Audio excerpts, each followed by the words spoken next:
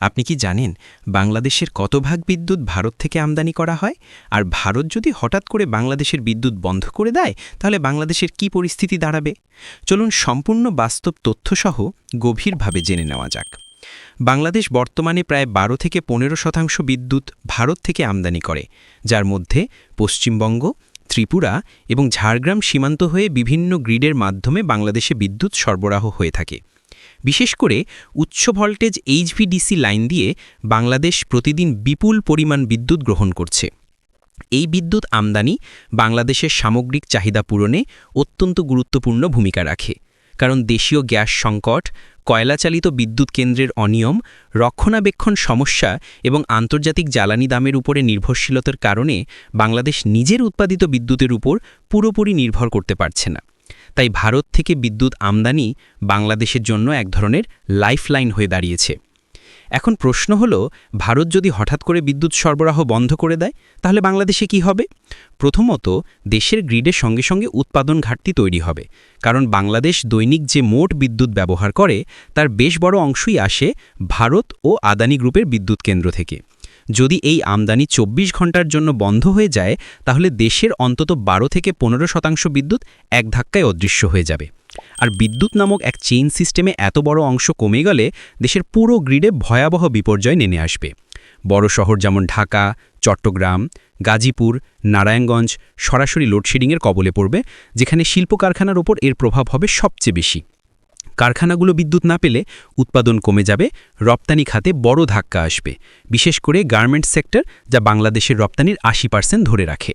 দেশের অর্থনীতি অল্প কয়েকদিনের মধ্যেই চাপের মুখে পড়বে। দ্বিতীয়ত, সারা দেশে লোডশেডিং ব্যাপক আকার ধারণ করবে, কারণ শুধু ভারত থেকে না পাওয়া বিদ্যুৎই নয়, এই ঘাটতি পূরণের জন্য বাংলাদেশের নিজস্ব কেন্দ্রগুলোকে বেশি লোড নিয়ে চালাতে হবে। কিন্তু গ্যাস সংকট, কয়লার স্টক কম থাকা এবং তরল জ্বালানির উচ্চমূল্যের কারণে অনেক কেন্দ্র পুরোদমে চালানো সম্ভব হবে না।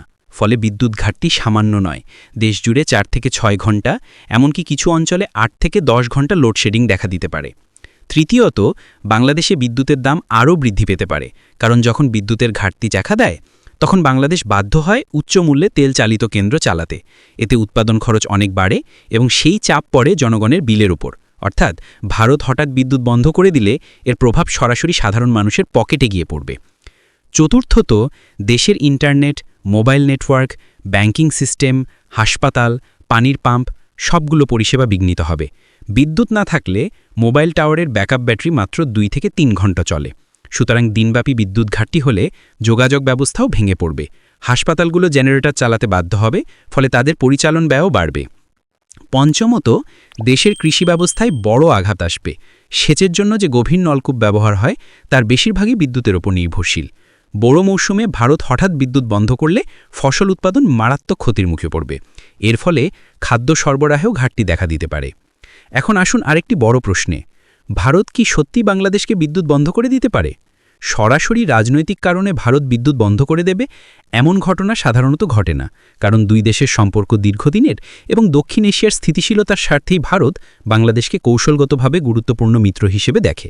কিন্তু সমস্যা হলো, রাজনৈতিক সিদ্ধান্ত ছাড়াও অর্থনৈতিক সমস্যার কারণে, বিশেষ করে বকেয়া বিল বাকি থাকলে অথবা ভারতীয় কেন্দ্রগুলোতে উৎপাদন কমে গেলে তখন সরবরাহ ব্যাহত হতে পারে। আদানি গ্রুপ বকেয়া টাকার কারণে সরবরাহ কমিয়ে দিয়েছিল, এটা বাংলাদেশের সাম্প্রতিক উদাহরণ।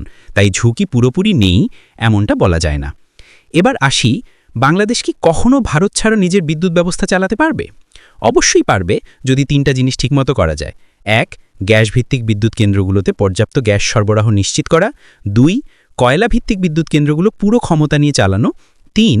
সৌর, বায়ু, বর্জ্য বিদ্যুৎ সহ নবায়নযোগ্য শক্তিতে বড় বিনিয়োগ করা। বর্তমানে বাংলাদেশে অনেক কেন্দ্র নির্মিত হলেও জ্বালানি সংকটের কারণে সেগুলো পুরোপুরি চালানো যায় না, তাই আমদানির উপর নির্ভরতা বাড়ছে।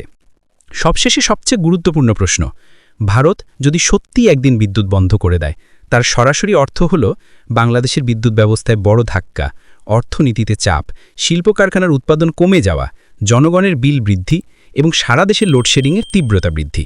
তবে আশার কথা, বাংলাদেশ এই বিষয়টি বুঝে এখন নিজের উৎপাদন বাড়ানোর দিকে কাজ করছে এবং ভবিষ্যতে আমদানি নির্ভরতা কমাতে দীর্ঘমেয়াদী পরিকল্পনা গ্রহণ করেছে।